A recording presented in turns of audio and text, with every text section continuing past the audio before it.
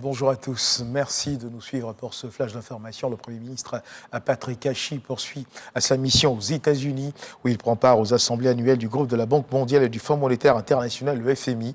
Ces assemblées sont l'occasion de relancer la coopération avec les partenaires au développement. Ainsi, plusieurs rencontres sont ainsi organisées avec différents responsables des institutions de Bretton Woods. Tour à tour, le Premier ministre Patrick Kachi a eu ce samedi hier donc des entretiens avec le vice-président de la Société financière internationale SFI, Maktar Diop, le vice-président Afrique de l'Ouest et du centre de la Banque mondiale, Ousmane Diagana, et le vice-président de la MIGA, Kamal Ahmad. Nous y reviendrons certainement dans nos prochaines éditions. Il est désormais institué au ministère des Affaires étrangères une réunion hebdomadaire consistant à présenter les directions centrales à tour de rôle, leurs différentes missions, leurs difficultés et perspectives. Notons que la première séance s'est tenue le 13 octobre dernier. Elle a été présidée par la ministre d'État, ministre des Affaires étrangères, de l'intégration africaine et de la diaspora, Kandia Kamisoko Kamara. La 42e journée mondiale de l'alimentation est célébrée, commémorée ce 16 octobre 2022. En Côte d'Ivoire, le ministre d'État, ministre de l'Agriculture et du Développement rural, Kobena Kwasi Adjoumani, appelle à la poursuite des efforts en vue d'une plus grande disponibilité de produits agricoles. Lanciné Bakayoko nous en parle. En Côte d'Ivoire, le plan national d'investissement agricole a été mis en place pour assurer la disponibilité alimentaire, mais aussi pour construire une croissance inclusive avec des chaînes de valeur productives réparties dans une dizaine d'agropoles à travers le pays. Ce plan couvre entre autres les sous-secteurs de l'élevage, de la pêche et surtout de la production agricole. Aujourd'hui, les résultats sont concrets, les greniers ne sont pas vides. Cependant, les efforts de développement du secteur agricole doivent être poursuivis de façon soutenue, car la Côte d'Ivoire reste encore dépendante des importations pour couvrir ses besoins principaux en produits de base tels que le riz, l'oignon, la viande et le poisson.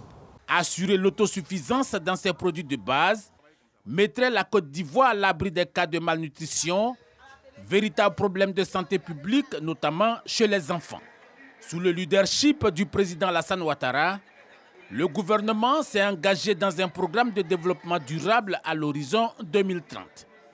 Plusieurs projets ont ainsi été initiés avec l'appui des partenaires techniques et financiers.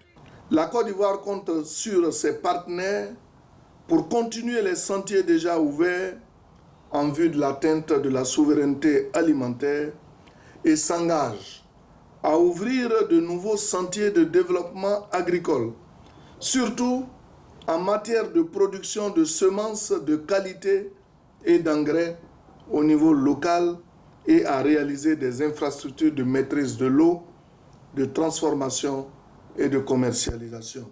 Cette 42e édition de la Journée mondiale de l'alimentation se déroule dans un contexte marqué par de profonds défis liés notamment à la crise russo-ukrainienne, ainsi qu'à la hausse généralisée des prix des denrées alimentaires et des intrants agricoles. Et dans l'actualité internationale, au Burkina Faso, au moins 11 personnes, dont 3 soldats, ont été tués hier samedi dans le nord du pays, dans une attaque menée par des djihadistes présumés. Cette nouvelle attaque, rappelons-le, survient 2 semaines après le coup d'état militaire mené par le capitaine Ibrahim Traoré. L'attaque a eu lieu dans la localité de Silmangué, dans la province de Namentenga. Et toujours dans l'actualité internationale en République démocratique du Congo, les partis se mettent en ordre de bataille pour la présidentielle prévue pour se tenir en décembre 2023. L'UDPS du président Félix Tshisekedi, qui briguera un 2e mandat, a commencé sa tournée de dynamisation. Et puis, sachez également qu'au Tchad, 2 jours après la formation du gouvernement à l'issue du dialogue national inclusif et souverain, la composition de l'équipe est diversement appréciée par les acteurs politiques.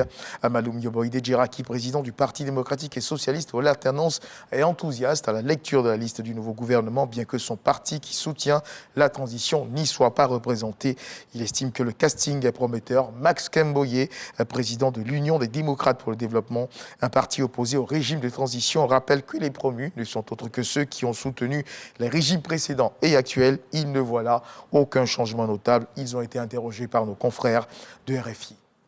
Et puis ce dimanche, dans le cadre du Dimanche Magazine, à 13h, nous recevrons le professeur Judith Didikouko Koulibaly, directrice du centre Alassane Ouattara, le Centre national d'oncologie médicale et de radiothérapie Alassane Ouattara, centre spécialisé dans le traitement du cancer. Nous parlerons de lutte contre le cancer du sein. Avec elle, donc, nous parlerons des avancées réalisées dans ce domaine. Ce sera donc à 13h dans le journal. Merci de nous avoir suivis et je vous retrouve à 13h pour le journal.